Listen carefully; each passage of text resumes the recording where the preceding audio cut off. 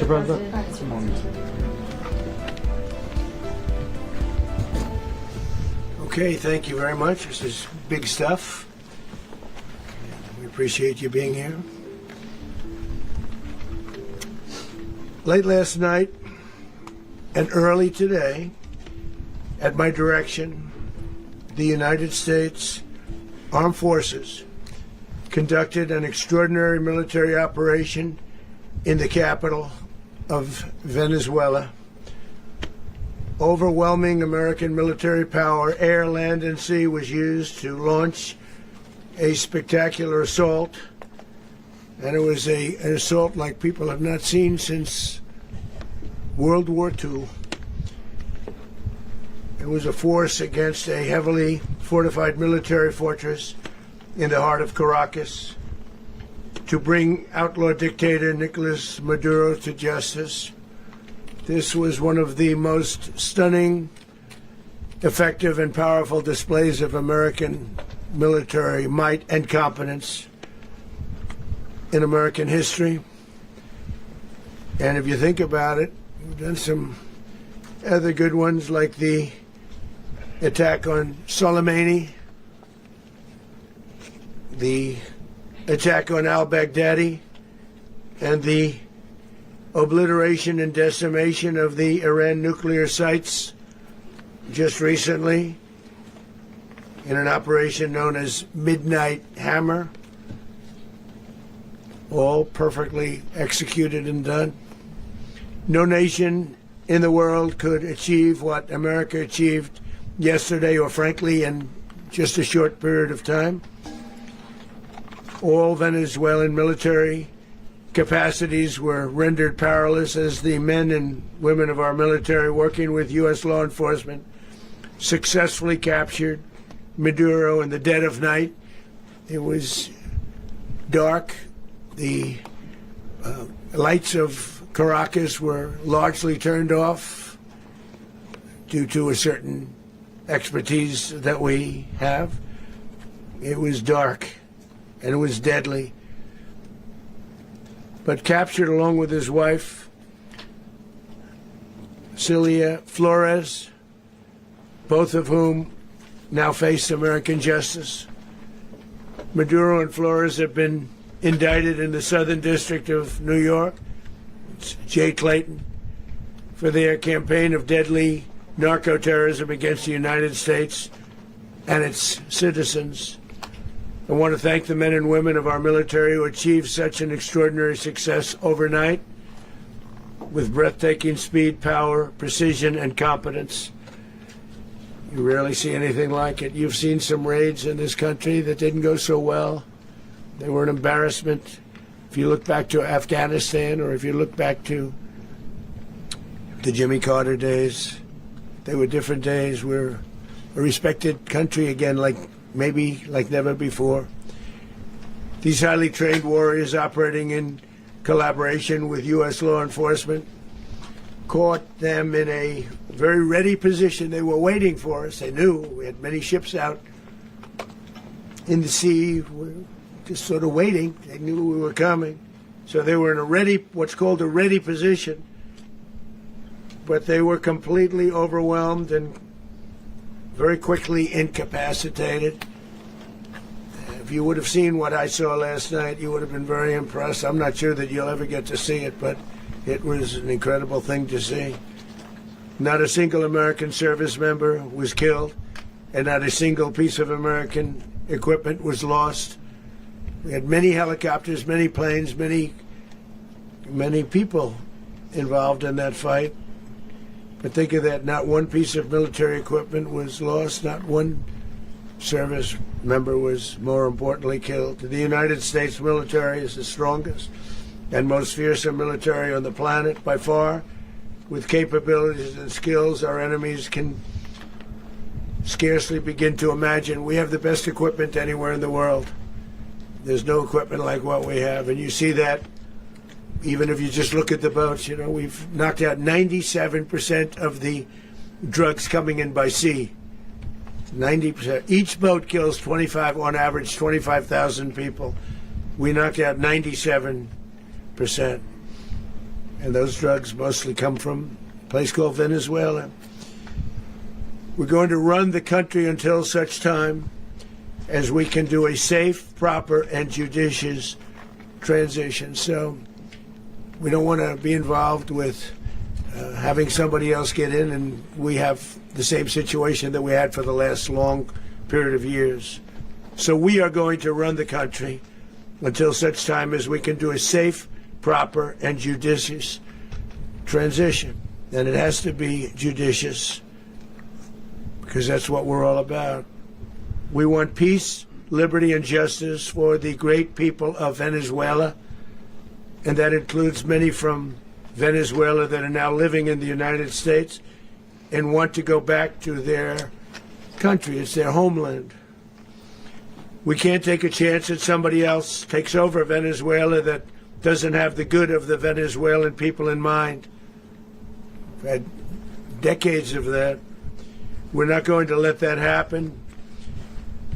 We're there now, and what people don't understand, but they understand as I say this, we're there now, but we're going to stay until such time as the proper transition can take place. So we're going to stay until such time as we're going to run it, essentially, until such time as a proper transition can take place. As everyone knows, the oil business in Venezuela has been a bust, a total bust, for a long period of time. They were pumping almost nothing by comparison to what they could have been pumping and what could have taken place.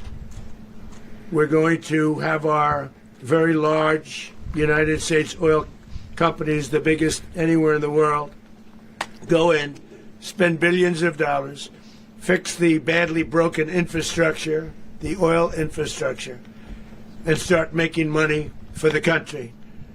And we are ready to stage a second and much larger attack if we need to do so. So we were prepared to do a second wave if we needed to do so. We actually assumed that a second wave would be necessary, but now it's probably not. The first wave, if you'd like to call it that, the first attack was so successful, we probably don't have to do a second, but we're prepared to do a second wave, a much bigger wave, actually.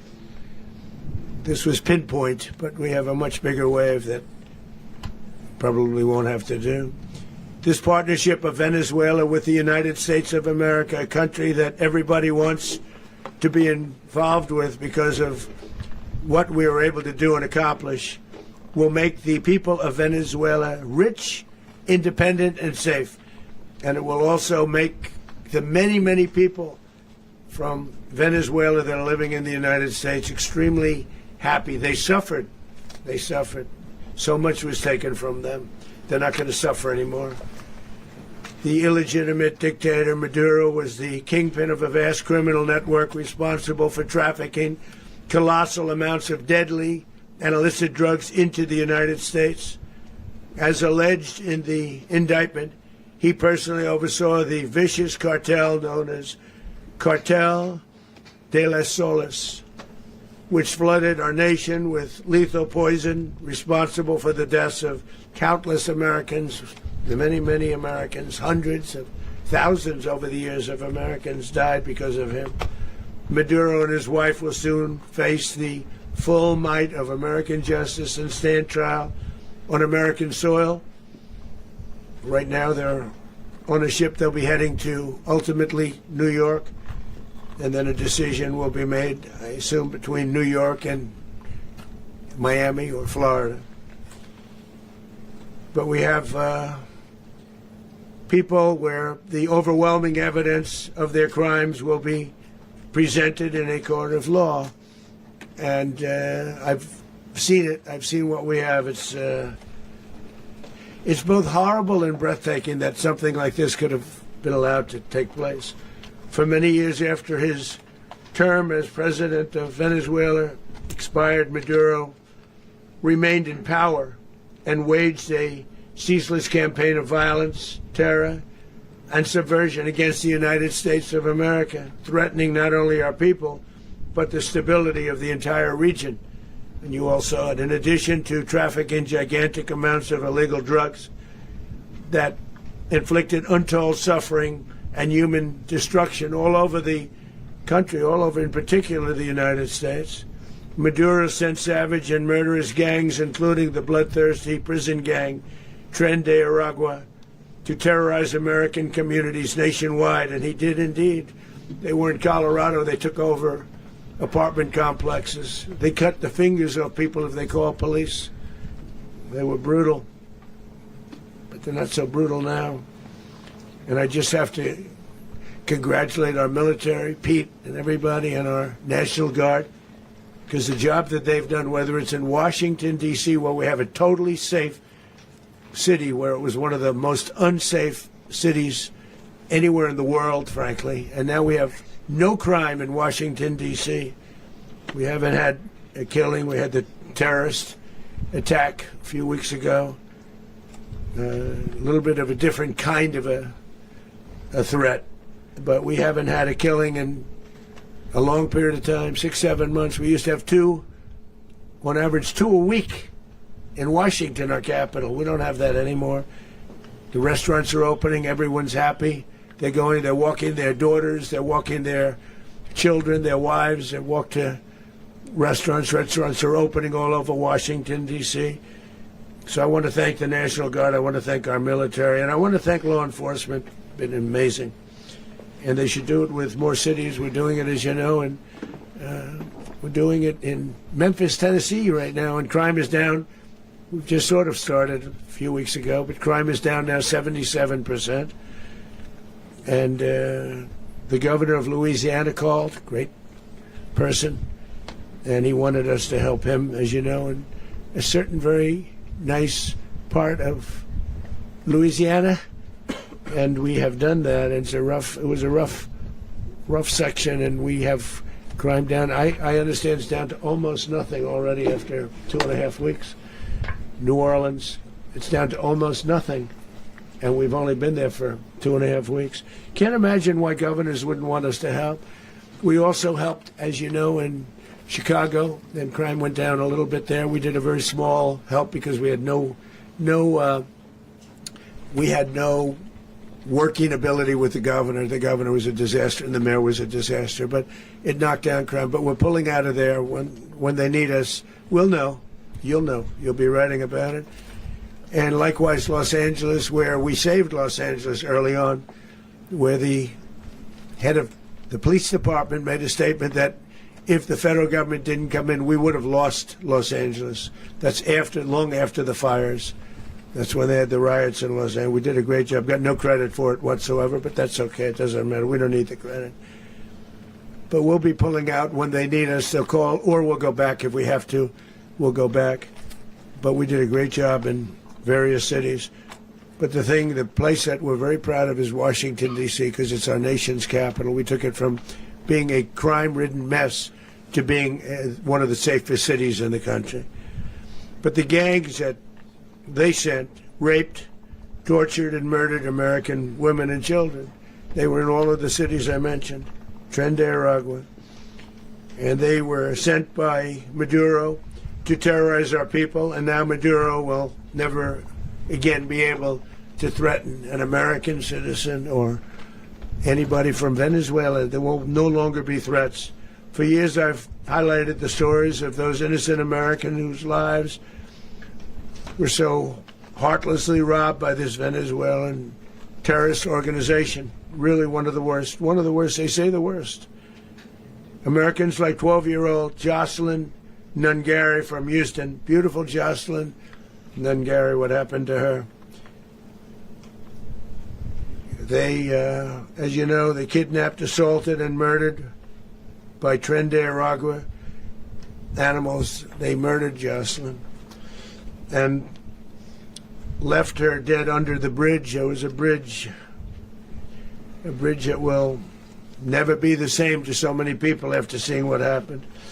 As I've said many times, the Maduro regime emptied out their prisons, sent their worst and most violent monsters into the United States to steal American lives. And they came from mental institutions and insane asylums. They came from prisons and jails. The reason I say both, they sound similar. Actually, prisons a little bit more hostile, a little bit tougher. A mental institution isn't as tough as an insane asylum, but we got them both. They sent from their mental institutions, they sent from their jails, prisons. They were drug dealers, they were drug kingpins, they sent everybody bad into the United States. But no longer, and we have now a border where nobody gets through. In addition, Venezuela unilaterally seized and stole American oil, American assets, and American platforms, costing us billions and billions of dollars. They did this a while ago, but we never had a president that did anything about it. They took all of our property. It was our property. We built it. And we never had a president that decided to do anything about it. Instead, they fought wars that were 10,000 miles away. We built Venezuela oil industry with American talent, drive, and skill, and the socialist regime stole it from us during those previous administrations, and they stole it through force. This constituted one of the largest thefts of American property in the history of our country. Considered the largest theft of property in the history of our country. Massive oil infrastructure was taken like we were babies, and we didn't do anything about it. I would have done something about it. America will never allow foreign powers to rob our people or drive us back into and out of our own hemisphere. That's what they did. Furthermore, under the now deposed dictator Maduro, Venezuela was increasingly hosting foreign adversaries in our region and acquiring menacing offensive weapons that could threaten U.S. interests and lives. And they used those weapons last night. Potentially in league with the cartels operating along our border. All of these actions were in gross violation of the core principles of American foreign policy, dating back more than 2 centuries. And not anymore. All the way back, it dated to the Monroe Doctrines. And the Monroe Doctrine is a big deal. But we've superseded it by a lot. By a real lot. They now call it the Monroe Document. I don't know. It's Monroe Doctrine. We sort of forgot about it. It was very important, but we forgot about it. We don't forget about it anymore. Under our new national security strategy, American dominance in the Western Hemisphere will never be questioned again. Won't happen. So just in concluding, for decades, other administrations have neglected or even contributed to these growing security threats in the Western Hemisphere. Under the Trump administration, we are reasserting American power in a very powerful way in our home region. And our home region is very different than it was just a short while ago. The future will be, and we did this in my first term. We had great dominance in my first term, and we have far greater dominance right now. Everyone's coming back to us. The future will be determined by the ability to protect commerce and territory and resources that are core to national security. These are core to our national security. Just like tariffs are, they've made our country rich, and they've made our national security stronger than ever before. But these are the iron laws that have always determined global power. And we're going to keep it that way. We will secure our borders. We will stop the terrorists. We will crash the cartels, and we will defend our citizens against all threats, foreign and domestic. Other presidents may have lacked the courage or whatever to defend America, but I will never allow terrorists and criminals to operate with impunity against the United States. This extremely successful operation should serve as warning to anyone who would threaten American sovereignty or endanger American lives. Very importantly, the embargo on all Venezuelan oil remains in full effect. The American Armada remains poised in position, and the United States retains all military options until United States demands have been fully met and fully satisfied. All political and military figures in Venezuela should understand what happened to Maduro can happen to them, and it will happen to them if they aren't just, fair, even to their people. The dictator and terrorist, Maduro, is finally gone in Venezuela. People are free. They're free again. It's been a long time for them, but they're free. America is a safer nation this morning. It's a prouder nation this morning because it didn't allow this horrible person and this country that was doing very bad things to us. It didn't allow it to happen. And the Western Hemisphere is right now a much safer place to be. So I want to thank everybody for being here. I want to thank General Raisin Kane. He's a fantastic man. I've worked with a lot of generals. I worked with some I didn't like. I worked with some I didn't respect. I worked with some that just weren't good. But this guy is fantastic. I watched last night one of the most precise attacks on sovereignty. I mean, it was an attack for justice. And I'm very proud of him, and I'm very proud of our Secretary of War, Pete Hegseth, who I'm going to ask to say a few words. Thank you very much. Mr. President, can you explain how the U.S. will run Venezuela? Well, thank you, Mr. President. Finally, a commander-in-chief the world respects and the American people deserve. And as the President said, words can barely capture the bravery and the power and the precision of this historic operation. A massive joint military and law enforcement raid flawlessly executed by the greatest Americans our country has to offer. American warriors are second to none, the best in the world and the best of our country. What all of us witnessed last night was sheer guts and grit, gallantry, and glory of the American warrior. I'm simply humbled by such men, and I tip my hat to our chairman, Dan Raisin Kane, and all those Americans who stood watch last night. Our warriors are the elite of America, and again, President Trump has your back.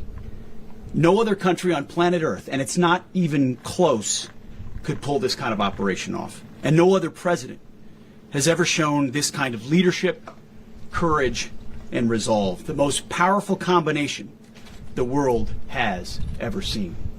As the President said, our adversaries remain on notice. America can project our will anywhere, anytime. The coordination, the stealth, the lethality, the precision, the very long arm of American justice, all on full display in the middle of the night. Nicolas Maduro had his chance, just like Iran had their chance, until they didn't and until he didn't. He effed around and he found out. President Trump is deadly serious about stopping the flow of gangs and violence to our country. Deadly serious about stopping the flow of drugs and poison to our people. Deadly serious about getting back the oil that was stolen from us. And deadly serious about reestablishing American deterrence and dominance in the Western Hemisphere. This is about the safety, security, freedom, and prosperity of the American people. This is America first. This is peace through strength. And the United States War Department is proud to help deliver it. Welcome to 2026, and under President Trump, America is back. I'd like to welcome now our chairman, Chairman Raisin Kane, to give a few more details about the operation. Mr. Chairman. Thank you, Mr. Secretary. Thank you, Mr. President, and good morning. Last night, on the order of the President of the United States and in support of a request from the Department of Justice, as the President said, the United States military conducted an apprehension mission in Caracas, Venezuela, to bring to justice two indicted persons, Nicolas and Cecilia Maduro. This operation, known as Operation Absolute Resolve, was discreet, precise, and conducted during the darkest hours of January 2nd and was the culmination of months of planning and rehearsal, an operation that, frankly, only the United States military could undertake. What I'd like to do this morning is talk to you through some of the preparation and the details without compromising any of our tactics, techniques, and procedures. There is always a chance that will be tasked to do this type of mission again. Our interagency work began months ago and built on decades of experience of integrating complex air, ground, space, and maritime operations. While the past 2 decades have honed the skills of our special operations forces, this particular mission required every component of our joint force, with soldiers, sailors, airmen, Marines, and Guardians working in unison with our intelligence agency partners and law enforcement teammates in an unprecedented operation. We leveraged our unmatched intelligence capabilities and our years of experience in hunting terrorists, and we could not have done this mission without the incredible work by various intelligence agencies, including the CIA, NSA, and NGA. We watched, we waited, we prepared, we remained patient and professional. This mission was meticulously planned, drawing lessons from decades of missions over the last many years, many missions over these last many years. This was an audacious operation that only the United States could do. It required the utmost of precision and integration within our joint force. And the word integration does not explain the sheer complexity of such a mission. An extraction so precise it involved more than 150 aircraft launching across the Western Hemisphere in close coordination, all coming together in time and place to layer effects for a single purpose: to get an interdiction force into downtown Caracas while maintaining the element of tactical surprise. Failure of one component of this well-oiled machine would have endangered the entire mission, and failure is never an option for America's joint force. Those in the air over Caracas last night were willing to give their lives for those on the ground and in the helicopters. Let me talk a little bit about the preparation. After months of work by our intelligence teammates to find Maduro and understand how he moved, where he lived, where he traveled, what he ate, what he wore, what were his pets, in early December, our force was set pending a series of aligned events. Key was choosing the right day to minimize the potential for civilian harm and maximize the element of surprise, and minimize the harm to the indicted personnel so, as the President said, they could be brought to justice. And as the President said earlier today, weather in Venezuela is always a factor this time of the year. And over the weeks through Christmas and New Year's, the men and women of the United States military sat ready, patiently waiting for the right triggers to be met and the President to order us into action. Last night, the weather broke just enough, clearing a path that only the most skilled aviators in the world could maneuver through. Ocean, mountain, low cloud ceilings, but when tasked with a mission, this organization does not quit. At 10:46 p.m. Eastern Time last night, the President ordered the United States military to move forward with this mission. He said to us, and we appreciate it, Mr. President, good luck and Godspeed. And those words were transmitted to the entire joint force. Over the course of the night, aircraft began launching from 20 different bases on land and sea across the Western Hemisphere. In total, more than 150 aircraft, bombers, fighters, intelligence, reconnaissance, surveillance, rotary wing were in the air last night. Thousands and thousands of hours of experience were airborne. Our youngest crew member was 20, and our oldest crew member was 49. And there's simply no match for American military might. As the night began, the helicopters took off with the extraction force, which included law enforcement officers, and began their flight into Venezuela at 100 feet above the water. As they approached Venezuelan shores, the United States began layering different effects provided by Spacecom, Cybercom, and other members of the interagency to create a pathway. Overhead, those forces were protected by aircraft from the United States Marines, the United States Navy, the United States Air Force, and the Air National Guard. The force included F-22s, F-35s, F-18s, EA-18s, E-2s, B-1 bombers, and other support aircraft, as well as numerous remotely piloted drones.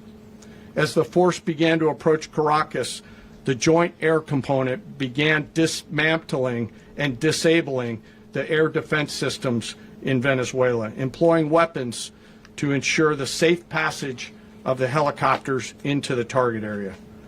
The goal of our air component is, was, and always will be to protect the helicopters and the ground force and get them to the target and get them home. As the force crossed the last point of high terrain where they'd been hiding in the clutter, we assessed that we had maintained totally the element of surprise. As the helicopter force ingressed towards the objective at low level, we arrived at Maduro's compound at 1:01 a.m. Eastern Standard Time, or 2:01 a.m. Caracas local time, and the apprehension force descended into Maduro's compound and moved with speed, precision, and discipline towards their objective, and isolated the area to ensure the safety and security of the ground force while apprehending the indicted persons. On arrival into the target area, the helicopters came under fire, and they replied with that fire with overwhelming force in self-defense. One of our aircraft was hit but remained flyable, and as the President said earlier today, all of our aircraft came home, and that aircraft remained flyable during the rest of the mission. As the operation unfolded at the compound, our air and ground intelligence teams provided real-time updates to the ground force, ensuring those forces could safely navigate the complex environment without unnecessary risk. The force remained protected by overhead tactical aviation.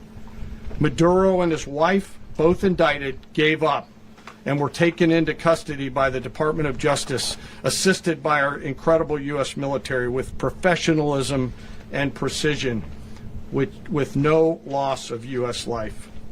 After securing the indicted persons, the force began to prep for departure. Helicopters were called in to exfiltrate the extraction force, while fighter aircraft and remotely piloted aircraft provided overhead coverage and suppressive fire. There were multiple self-defense engagements as the force began to withdraw out of Venezuela.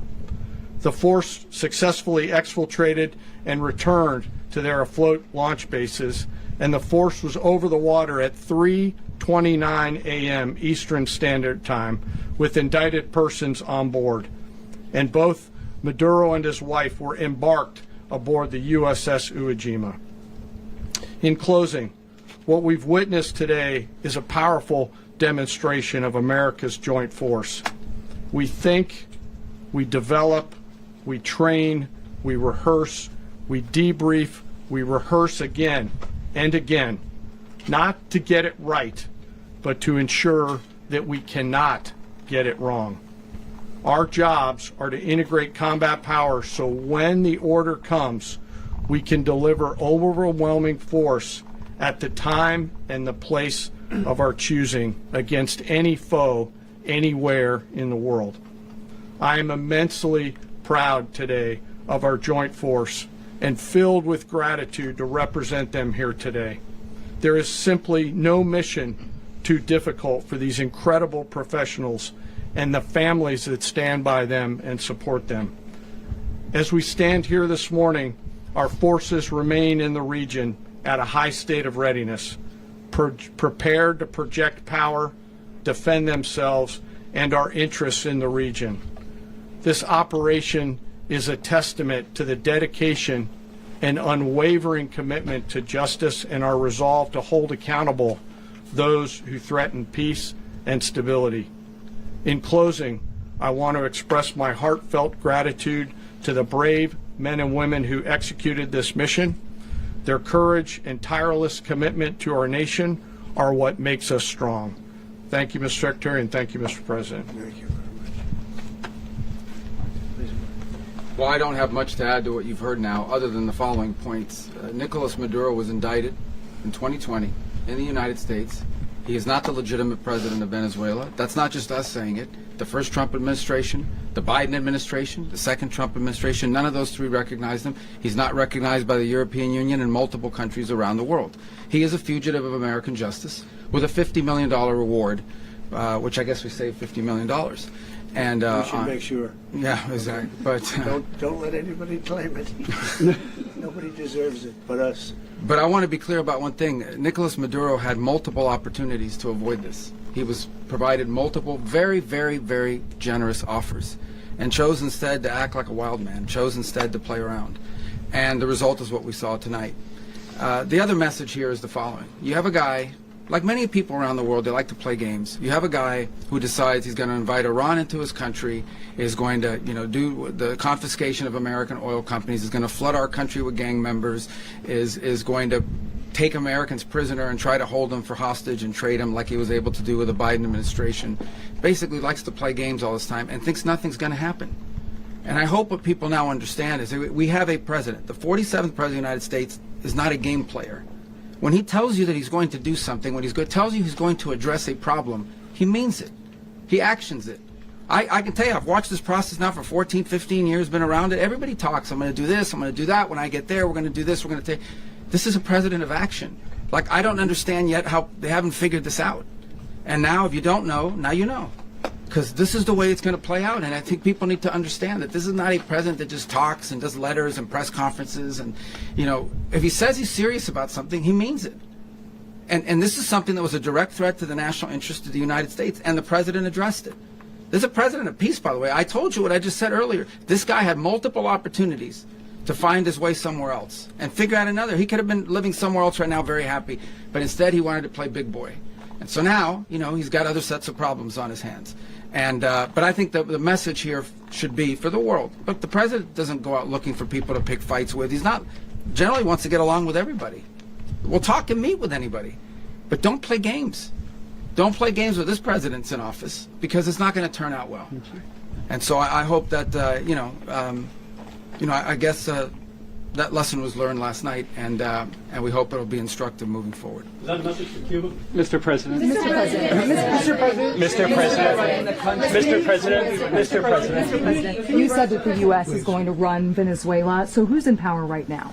Well, we're going to be running it with a group, and we're going to make sure it's run properly. We're going to rebuild the oil infrastructure, which will cost billions of dollars. It'll be paid for by the oil companies directly.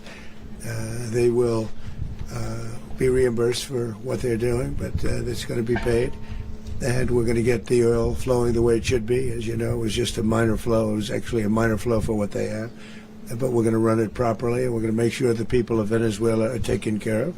We're going to make sure the people that were forced out of Venezuela by this thug are also taken care of. Mr. President. Does the U.S. running the country mean that U.S. troops will be on the ground? How will that work? Well, they always say boots on the ground. So we're not afraid of boots on the ground if we have to have. We had boots on the ground last night at a very high level, actually. We're not afraid of it. We don't mind saying it. But we're going to make sure that that country is run properly. We're not doing this in vain. This is a very dangerous attack. This is an attack that could have gone very, very badly. Could have gone very badly. We could have lost a lot of people last night. We could have lost a lot of dignity. We could have lost a lot of equipment. The equipment is less important, but we could have lost a lot. And we're going to make sure that this is proper. We're there now. We're ready to go again if we have to. We're going to run the country right. It's going to be run very judiciously, very fairly. It's going to make a lot of money. We're going to give money to the people. We're going to reimburse people that were taken advantage of. We're going to take care of everybody. It's very important. We couldn't let them get away with it. They stole our oil. We built that whole industry there, and they just took it over like we were nothing. And we had a president that decided not to do anything about it. So we did something about it. We're late, but we did something about it. Yeah, please. Mr. President, can you explain the exact mechanism by which you're going to run the country? Are you going to designate a U.S. official to coordinate? It's all being done right now. We're designating people. We're talking to people. We're designating various people, and we're going to let you know who those people are. Mr. President. What's the group you mentioned that would run Venezuela? Well, it's largely going to be, for a period of time, the people that are standing right behind me. We're going to be running it. We're going to be bringing it back. It's a dead, I talk about a dead country. A year and a half ago, we were a dead country. Now we're the hottest country anywhere in the world. We're a country doing better than any country anywhere in the world. And it required leadership. Venezuela has a lot of bad people in there, a lot of bad people that shouldn't be leading. We're not going to take a chance that one of those people take over for Maduro. So you can look at, and others, we have fantastic people, including people in the military. So we're going to have a group of people running it until such time as it can be put back on track, make a lot of money for the people, and give people a great way of life, and also reimbursement for people in our country that were forced out of Venezuela. Mr. President, Rubio would be. you said earlier today that you weren't going to back Machado to come back and be the opposition leader in your Fox and Friends interview. And then you also mentioned the Vice President of Venezuela. Are you going to work with the Vice President of Venezuela, or how do you foresee the relationship Well, I going? understand she was just sworn in, but she was, as you know, picked by Maduro. So Marco's working on that directly. He just had a conversation with her, and she's essentially willing to do what we think is necessary to make Venezuela great again. Very simple. Mr. President, Colombian President Gustavo Petro, a couple weeks ago, he said he's got to watch his ass. And today he said he's not concerned about anything happening to him in the aftermath of this operation. So just what your message is Well, about he that. has cocaine mills. He has factories where he makes cocaine. And yeah, I think I stick by my first statement. He's making cocaine. They're sending it into the United States. So Mr. President, he does have to watch his ass. Mr. President, Did you notify any members of Congress in advance? Marco, do you want to talk about that? Because you were involved in Sure. We call members of Congress immediately after. This was not the kind of mission that you can do congressional notification on. It was a trigger-based mission in which conditions had to be met night after night. We watched and monitored that for a number of days. So it's just simply not the kind of mission you can call people and say, hey, we may do this at some point in the next 15 days. But it's largely a law enforcement function. Remember, at the end of the day, at its core, this was an arrest of 2 indicted fugitives of American justice, and the Department of War supported the Department of Justice in that job. Now, there are broader policy implications here, but it's just not the kind of mission that you can pre-notify because it endangers the mission. Mr. President, If I can add one thing to that, Congress has a tendency to leak. This would not be good. If they leaked, General, I think it would have been maybe a very different result. But I have to say, they knew we were coming at some point, We had a lot of ships out there. They sort of knew we were coming. But Congress will leak, and we don't want leakers. Mr. President, you were one of the only people to watch this all play out live. What was Maduro doing when the U.S. forces entered what I assume would be his home? And also, was there any point where the U.S. was considering if Maduro pushed back or resisted killing Maduro? It could have happened. It could have happened. He was trying to get into a safe place. The safe place is all steel. And he wasn't able to make it to the door because our guys were so fast. They went through the opposition so fast. And there was a lot of opposition. People were wondering, do we get them by surprise? Sort of surprised, but they were waiting for something. It was a lot of opposition. There was a lot of gunfire. You saw some of it today. But he was trying to get to a safe place, which wasn't safe because we would have had the door blown up in about 47 seconds, they say on average, regardless of how thick the steel was. It was a very thick door. It was a very heavy door, but he was unable to get to that door. He made it to the door. He was unable to close it. So where is Maduro going to be? Go ahead, finish. Where is Maduro going to be in the time being right now? Do you know his exact Well, whereabouts? eventually, ultimately, in the near future, he's going to be brought to New York. And where is he going to be held? Where is he going to be held in New York? Do you know? That's going to be up to the officials that do these things. Mr. President, the U.S. has something of a mixed track record of ousting dictators without necessarily a plan for what comes afterwards. Not with Did me, that though. weigh on your decision Well, that's making? when we had different presidents, but with me, that's not true. With me, we've had a perfect track record of winning. We win a lot, and we win. If you look at Soleimani, you look at al-Baghdadi, you look at the Midnight Hammer. Midnight Hammer was incredible. Right now, you wouldn't have peace in the Middle East. We have essentially peace in the Middle East because of that. If we weren't successful with Midnight Hammer, you wouldn't have peace in the Middle East. So With me, you've had a lot of victory. You've had only victories. You've had no losses. Yeah. Mr. President, can you? How long do you expect the U.S. to run Venezuela, and how soon do you want the Venezuelan people to hold elections? So I'd like to do it quickly, but it takes a period of time. You know, we're rebuilding. We have to rebuild their whole infrastructure. The infrastructure is rotted. It's actually very dangerous. It's blow-up territory. Oil is very dangerous. It's a very dangerous thing to take out of the ground. It can kill a lot of people. It has killed a lot of people doing just that. The infrastructure is old. It's rotted. Much of it is stuff that we put there 25 years ago, and we're going to be replacing it. And we're going to take a lot of money out so that we can take care of the country. Are you saying that Secretary Rubio and Mr. President, China, Russia, and Iran have interests in Venezuela. How does this operation affect your relationships with them when it comes to the oil and drugs? In terms of China and Russia, Russia when we get things straightened out. But in terms of other countries that want oil, we're in the oil business. We're going to sell it to them. We're not going to say we're not going to. In other words, we'll be selling oil. Probably in much larger doses because they couldn't produce very much because their infrastructure was so bad. So we'll be selling large amounts of oil to other countries, many of whom are using it now, but I would say many more will come. Are you saying that, Mr. President, are you saying that? Mr. President, thank you. What is your message to the people of Venezuela today? Of course, the civilian population specifically, they have a lot of questions. What is your message to the people of Venezuela? That you're going to have peace, justice. You're going to have some of the riches that you should have had for a long period of time. It was stolen from you. But you're going to have peace and you're going to have safety. You're going to have justice. You're going to have a country. You're going to have a real country. You're going to have potentially a great country. You know, if you go back 20 years, maybe even a little longer ago, that was a great country. And they destroyed it. Remember I said that if we lose this election, the United States will be Venezuela on steroids. That's what would have happened.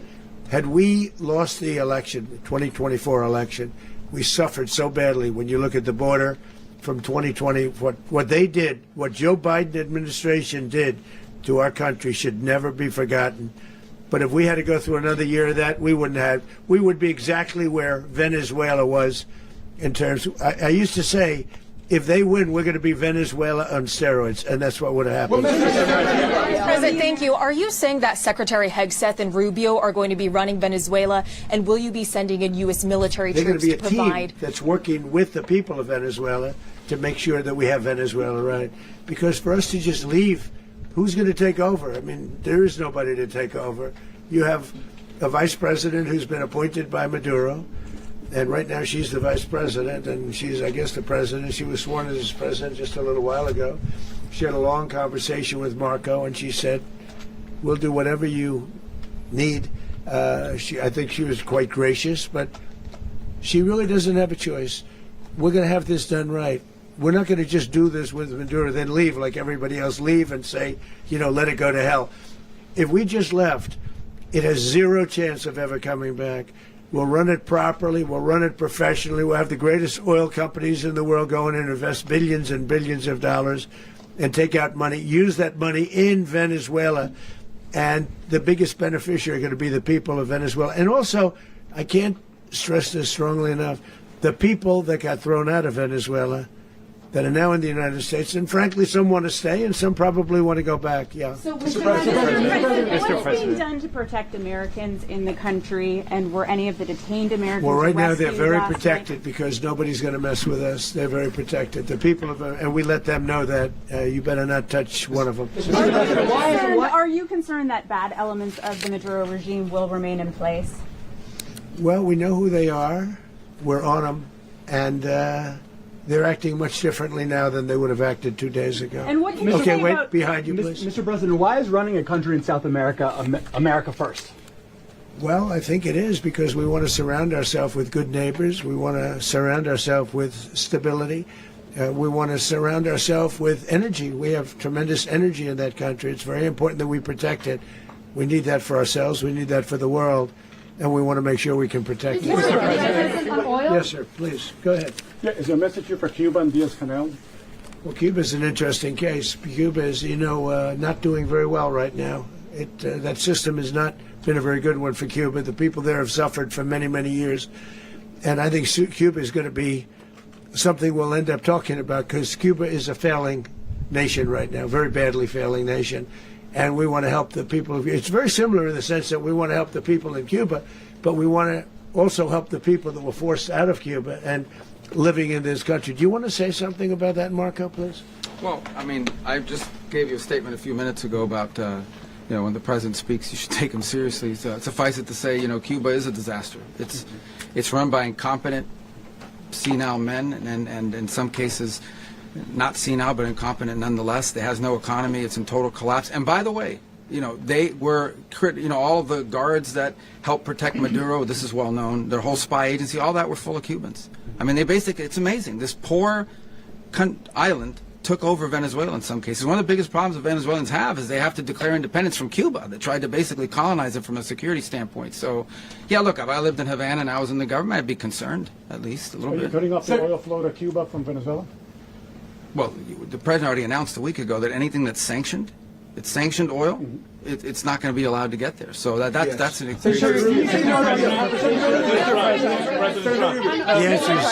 answer is yes. Mr. President. Is the U.S. aware of the location of opposition leader Machado, and have you been in contact with her? No, we haven't. Mr. President, on Monday. I think it would be very tough for her to be the leader. She doesn't have the support within or the respect within the country. She's a very nice woman, but she doesn't have the respect. Mr. President, is it possible that the U.S. ends up administrating Venezuela for years? Well, it won't cost us anything because the money coming out of the ground is very substantial, so it's not going to cost us anything. So the U.S. isn't going to dedicate money to... Well, we want safety there. We want to be surrounded by countries that aren't housing all of our enemies all over the world. That's what was happening, and you don't want to have that. But we're going to be rebuilding, and we're not spending money. The oil companies are going to go in. They're going to spend money. We're going to take back the oil that, frankly, we should have taken back a long time ago. A lot of money is coming out of the ground. We're going to get reimbursed for all of that. We're going to get reimbursed for everything that we spend. So it's going to be a very important. This is a very big evening that took place last night. We have to be surrounded by safe, secure countries, and we also have to have energy. Very important. We have to have energy that's real energy, not where they're getting 4% and 5% of the energy out of the ground. You take a look. It was such a disaster. So what's going to happen with Venezuela, I think, over the next period of a year is going to be a great thing, and the people of Venezuela will be the biggest beneficiaries. Mr. President, U.S. military. Mr. President, thank you. What did you last speak to Maduro about when you spoke? And is the U.S. Well, I don't want to get at war into the with Venezuela? conversations, but I did have conversations with him, and I said, you got to surrender.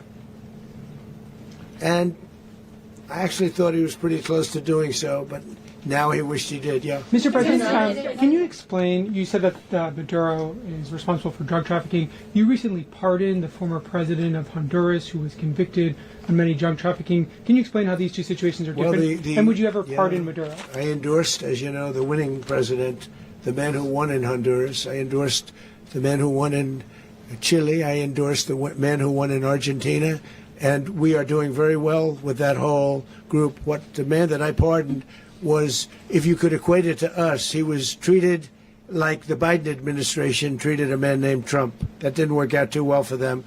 This was a man who was persecuted very unfairly. He was the head of the country. He was persecuted very unfairly. And there are a number of them.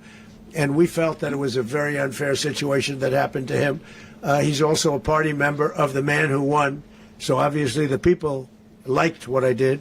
And one of the reasons that was done is because of the fact that the party in power felt very strongly that that man was treated very badly. I studied it very quickly, and then I studied it in great detail. I went to a lot of the people standing behind me, and they felt that that man was persecuted and treated very badly. That's why I gave him a pardon. Mr. President, you referenced boots on the ground earlier. Can you just sort of button this up? Do you envision the U.S. military having a presence in Venezuela as the U.S. runs that country? No, we're going to have a presence in Venezuela as it pertains to oil, because we have to have, we're sending our expertise in. So you may need something, not very much. But no, we're going to be taking out a tremendous amount of wealth out of the ground. and that wealth is going to the people of Venezuela and people from outside of Venezuela that used to be in Venezuela. And it goes also to the United States of America in the form of reimbursement for the damages caused us by that country. So I want to thank you all very much. Thank you. Do you have one? Yes, please. You were so nice before. I'm going to give you the final question. Go Thank ahead. you, Mr. Unless President. it's a bad question, in It's which about case I'll Putin. go one more. It's about who? It's about Putin, if you want. About Putin. Well, Okay. that's always nice. You had a to talk phone. about Putin. You had a phone call with him on Monday. Did he talk at all about Maduro? Did y'all talk about this? No, we didn't. And We then- never spoke about Maduro. Are you mad at him right now? I mean, there's this I'm not intelligence. thrilled with Putin. I'm not thrilled with Putin. He's killing too many people. There was that I intelligence. thought that would be so. I settled 8 1/4 war. You know what the 1/4 was? Thailand and Cambodia. I did it again. They broke out, and I did it in about 5 hours, and I settled it. I'm giving myself 1/4, so I'm up to now 8 1/4. In other words, I settled the war, but then they broke out. They had a pretty bad breakout over the last 4 days. I got them to go back to peace. So I only give 1/4. I thought the easiest one would be, one of the easier ones would be Russia, Ukraine. It's not. And they both have done some pretty bad things. And look, that's Biden's war. That's not my war.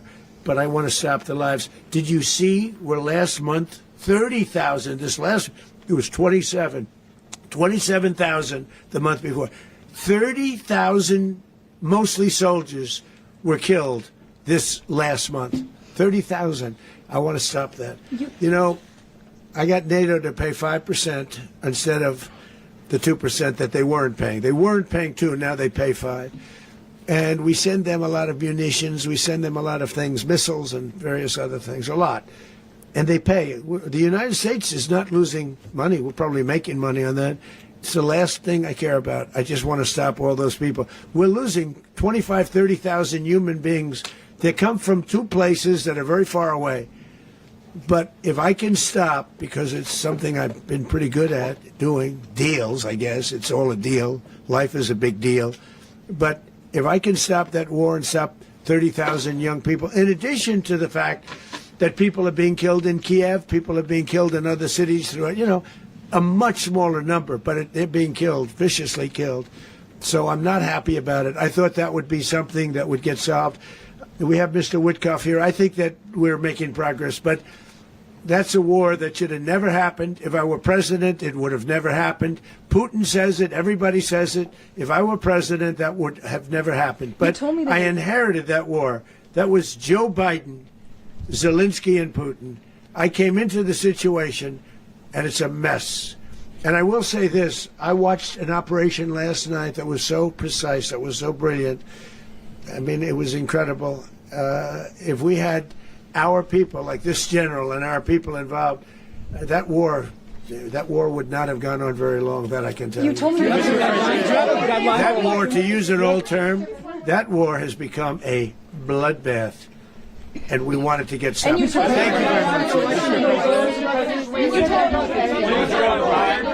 Are you concerned a rogue Venezuelan general can take over the country? Can you talk about your conversation with the vice president?